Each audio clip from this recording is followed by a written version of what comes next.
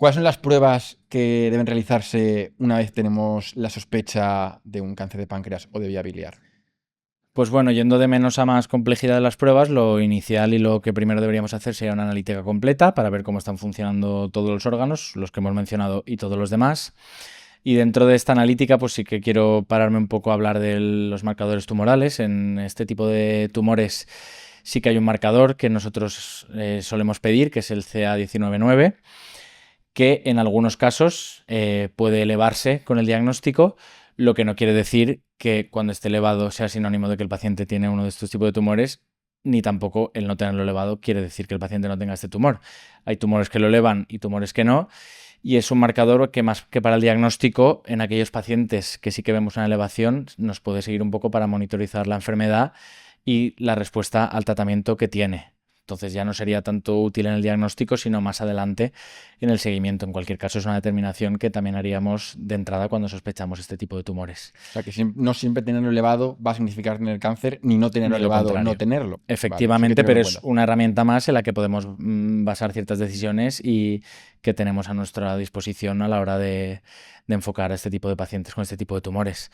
Posteriormente tendríamos que hacer una prueba de imagen. Muchas veces, pues por ejemplo, como he comentado, cuando los pacientes pues, se ponen amarillos, lo primero que hacen es venir a urgencias y se hace una ecografía, pero realmente la prueba que necesitamos para confirmar el diagnóstico confirmar el diagnóstico, confirmar la sospecha y la extensión de la enfermedad sería un TAC que incluya no solo el abdomen, sino también el tórax y la pelvis. Y posteriormente, pues en función de si ese TAC ofrece dudas, existen otras pruebas, como puede ser una resonancia, pero en general nos bastaría con un TAC. Y por último, necesitaríamos tomar una biopsia, como en el resto de capítulos ha mencionado. Siempre que tenemos una sospecha, primero la sospecha nos la da una prueba de imagen, pero después tenemos que confirmar lo que sospechamos, cogiendo una muestra de ese órgano que pensamos que es el que tiene el tumor y analizándolo. Sobre todo en el cáncer de páncreas, la biopsia muchas veces es más difícil, por lo que he comentado, por la localización que tienes, una localización menos accesible, y muchas veces sí que la biopsia está limitada y muchas veces solo podemos obtener unas pocas células. Por eso, pues a veces el diagnóstico puede demorarse un poquito porque no siempre son zonas accesibles para biopsia, sobre todo el páncreas, aunque sí que podemos utilizar biopsia, pues si vemos en el TAC que puede haber una sospecha de una metástasis en el hígado, muchas veces optamos por biopsia del hígado porque es más accesible y la biopsia más rentable. De hecho, es frecuente, tanto en el cáncer de páncreas como en el cáncer de vía biliar, que nos sea complicado tanto diagnosticarlo, porque las pruebas muchas veces arrojan muchas dudas. Necesitamos repetir con resonancias para poder delimitar exactamente hasta dónde llega la enfermedad. E incluso muchas veces conseguir hacer una biopsia de la zona es complicado por, como he dicho al principio, por la zona en la que están anatómicamente, que son complicadas, digamos, de llegar para poder tanto verlo bien como hacer la biopsia. Efectivamente.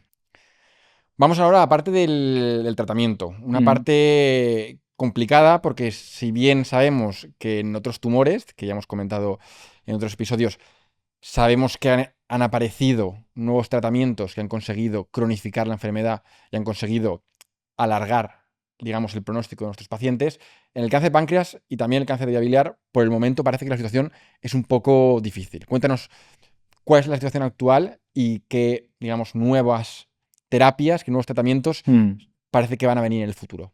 Como tú dices, sí que es cierto que hay ciertos avances en muchos tumores que nos han permitido pues, mejorar el pronóstico de los tumores.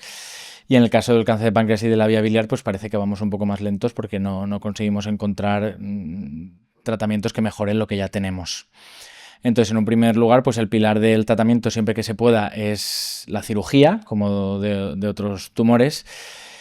Pero a consecuencia pues, de lo que ya hemos comentado, del diagnóstico en estadios avanzados y del retraso diagnóstico y de la dificultad muchas veces de conseguir un diagnóstico, pues se estima que aproximadamente solo un 20%, es decir, 1 de cada 5 pacientes diagnosticados van a ser candidatos a cirugía. O sea, son unos pocos se benefician del tratamiento mejor, que sería operarlos. Efectivamente, simplemente por la extensión de la enfermedad, porque cuando se plantea una cirugía, pues lo que se busca es quitar toda la enfermedad que hay en el momento. Entonces, a pesar de ello, son cirugías muy complejas que incluye la resección de gran parte del tejido, ya sea del páncreas, incluso de tejidos de alrededor.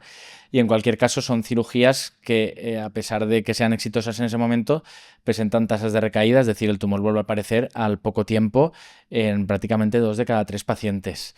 Para mejorar estas cifras, los pacientes muchas veces, después de ser operados, son tratados también con quimioterapia, que lo que busca es reducir este riesgo de recaída, pero por desgracia no siempre se puede reducir por completo.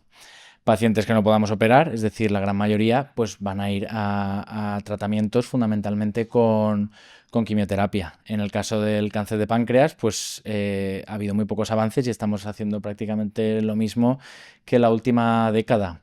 El páncreas hay que entenderlo también como un tejido muy fibroso donde los fármacos no penetran de todo bien y de momento no se ha encontrado ninguna molécula distinta a la quimioterapia que pueda ser efectiva y mejorar las tasas que tienen este tipo de fármacos, y que es lo que hacemos a día de hoy. Con lo que respecta a tumores de la vía biliar, lo mismo. Siempre que se puedan se va a intentar buscar una cirugía, pero las tasas de recaída siguen siendo muy altas. También después de la cirugía se ofrecerá a los pacientes quimioterapia para reducirlas. O sea, casi todos van a llevar en algún momento de la enfermedad. Prácticamente todos los pacientes. Muy raro es que alguno, aunque sea localizado en la cirugía, no acabe llevando tratamiento con quimio. Efectivamente.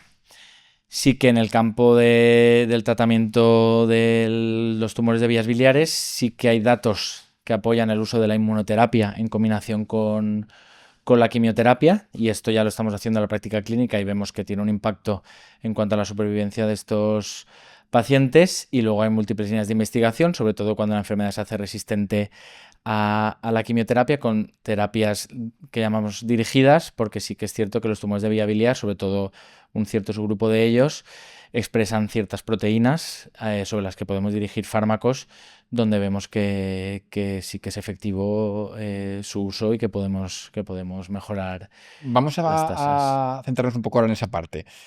Sabemos, como hemos dicho desafortunadamente, que ahora el tratamiento que tenemos es la quimio, tanto en el páncreas como en la vía biliar. Es verdad que en la vía biliar pues, se ha añadido la inmuno, pero el tratamiento estándar y el que ofrece mejores resultados sigue siendo la quimioterapia.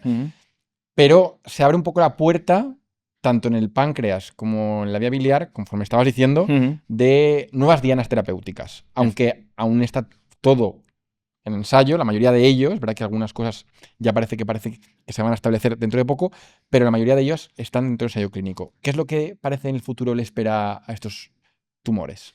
Bueno, pues como tú bien dices, aún en fase de experimentación, sí que algunos datos ya nos apoyan el uso, y en ciertos pacientes muy seleccionados podemos plantearnos incluso el utilizar fármacos distintos a la quimioterapia. Pues en el páncreas, sobre todo pacientes que tengan mutación de BRCA, precisamente, que hemos comentado, sí que hay ciertos fármacos dirigidos hacia esa mutación que muestran un pronóstico, o sea, muestran que mejoran el pronóstico de los pacientes si los utilizamos.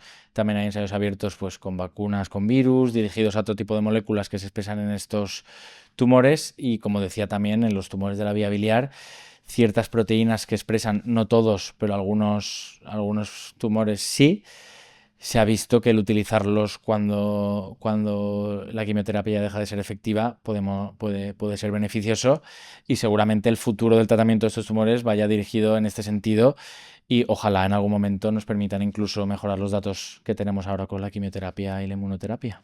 Ya son, de hecho, en la vía biliar varias dianas que existen con tratamientos dirigidos que parece que tienen un buen resultado. Por eso siempre vemos muy importante, tanto consulta como a veces incluso también por parte de los pacientes, revisar los ensayos clínicos que existen. Efectivamente. Porque son los que muchas veces al entrar luego acceden a tratamientos que en el día a día no podrían acceder en consultas, porque la mayoría de ellos no están financiados o porque no han demostrado aún tasas que hagan que podamos financiarlos, pero que muchas veces se benefician dentro del ensayo clínico de la supervivencia que ofrecen estos nuevos tratamientos. Pueden beneficiarse ellos, y si los datos son positivos, esto puede generar un nuevo estándar de la práctica clínica y beneficiarse a posteriori los pacientes si se demuestra esta efectividad.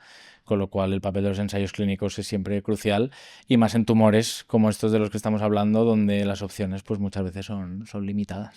Uno de los ejemplos, yo creo que tenemos justo aquí uno de los ensayos abiertos, bueno, hemos tenido, que es el del olaparib, todos los inhibidores del PARP, que son los del BRCA. O sea, el diagnóstico de la mutación no solo ayuda a que el resto de familiares se puedan beneficiar para un diagnóstico pronto de la enfermedad, sino que a veces tenemos tratamientos incluso dirigidos a esas mutaciones que permiten alargar la supervivencia. Me parece muy importantísimo para ese tipo de pacientes realizar realizar la determinación genética para poder averiguar si pueden beneficiar de este tratamiento. Sin duda.